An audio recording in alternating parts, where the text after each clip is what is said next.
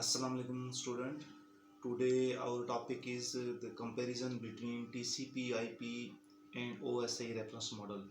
Basically these are the protocol, these are the communication standards used for the networking purpose, used to send data over the international or national networks.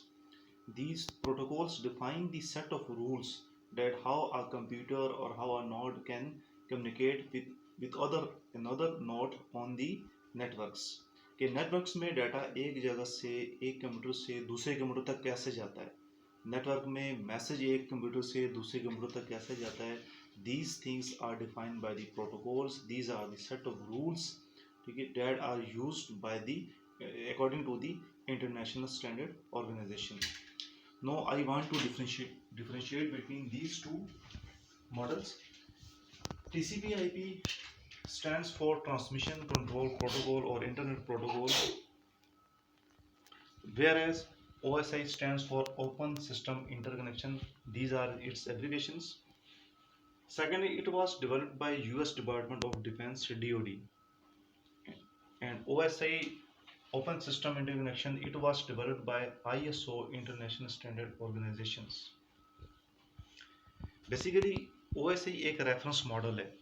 All that models that have practically implemented internets, all that protocols that have practically used internet for messaging to communicate data, they must follow the rules, they must follow the set of patterns given by the OSI. OSI एक reference model है. जितने भी models जो internet के ऊपर protocol provides कर रहे हैं नेटवर्किंग पर्पस के लिए, वो OSI रेफरेंस मॉडल को फॉलो करते हैं.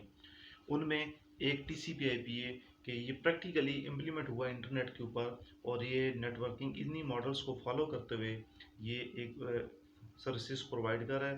TCP/IP हमारी जितनी भी सब नेटवर्किंग हो रही है इंटरनेट के ऊपर, जितनी भी नेटवर्किंग हो रही हमारी इसमें, जिसमें हमारे लोकल एरिया नेटवर्क बन रहे हैं, वाइड एरिया नेटवर्क बन रहे हैं, ठीक है, इन सब में हर we have to assign as computer an IP address. एक कंप्यूटर को, एक नोड को एक IP एड्रेस असाइन किया जाता है. These IP address are uniquely, ये यूनिक होते हैं, and these IP address identify the computer और millions of computers. Million of computers में हर कंप्यूटर का एक यूनिक IP एड्रेस होता है, ठीक है. IP have different version, IP version 4, IP version 5, IP version 6, ठीक है. These are define and described by the experts in that fields.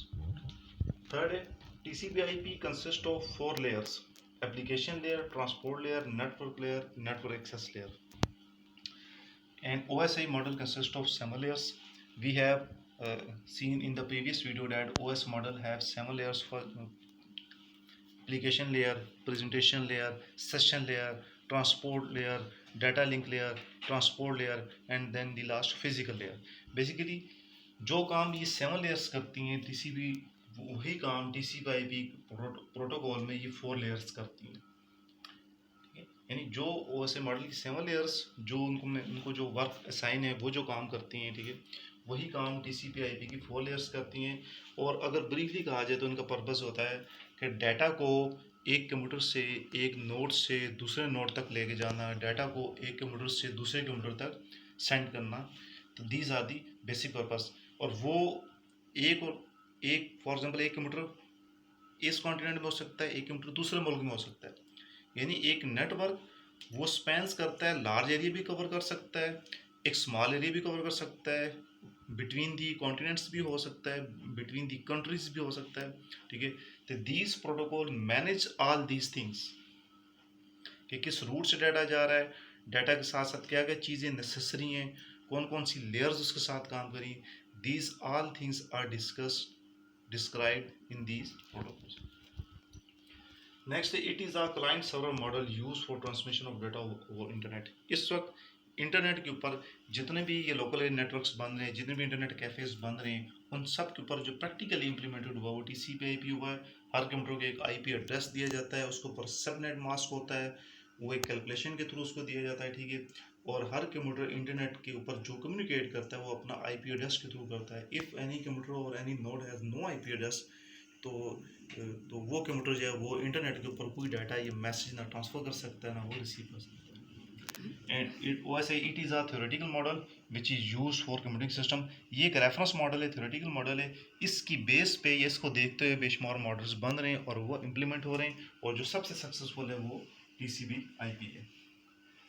TCP IP is an implementation of OSI model. जैसे ये implementation OSI model की, whereas OSI is reference model, जबकि OSI जो है वो एक रेफरेंस मॉडल है।